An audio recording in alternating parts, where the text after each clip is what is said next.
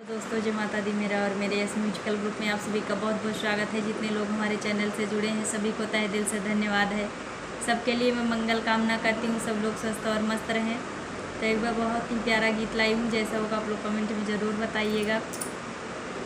कबले बासुधिया हमारी, अरे कबले बासुधिया हमारी, अवध के बांके बिहारी। कबले बासुधिया हमारी, अवध के बांके बिहारी। बांके बिहारी हो बांके बिहारी, कबले बासुधिया हमारी, अवध के बांके बिहारी।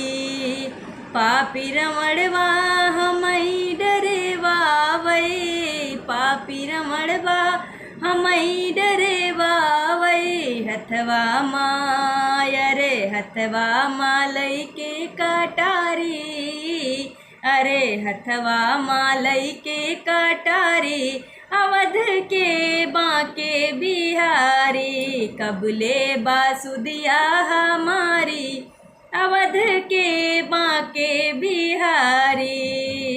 हम कहे पटरानी बनौबे, हम कहे पटरानी बनौबे, रानी बनौबे पटरानी बनौबे।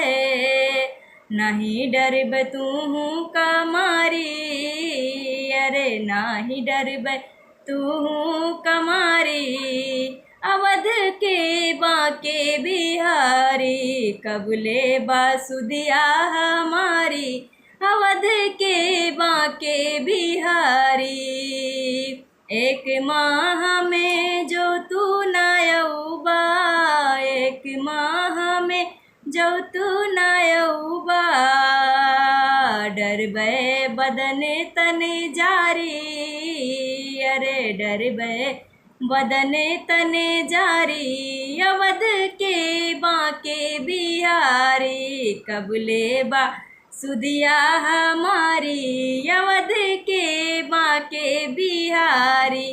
कबले बासुधिया हमारी, अवध के बांके बिहारी।